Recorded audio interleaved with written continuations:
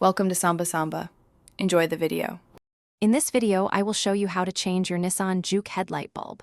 First, always ensure your vehicle is turned off and the hood is securely open.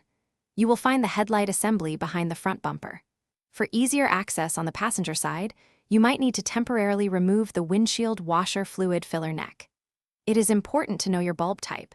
Many Juke models use a 9007 or HB5 bulb for both low and high beams. Now, let's get that old bulb out. Reach behind the headlight housing and carefully pull the electrical connector straight off the base of the bulb. Next, you will need to twist the black plastic locking ring 1/4 turn in the counterclockwise direction. Once the locking ring is loose, you can gently pull the old bulb straight out. Remember, never touch the glass of your new bulb, as oils from your skin can shorten its lifespan. With the old bulb removed, it is time for the new one. Carefully align the tabs on your new bulb with the corresponding slots in the headlight housing. Gently push the bulb firmly into place.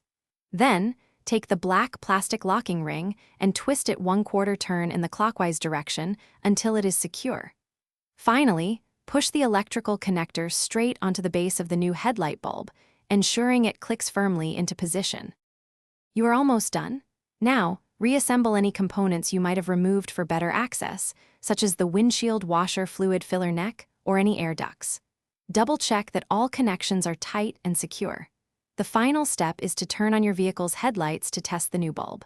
Make sure both your low and high beams are working correctly and that the light output looks good.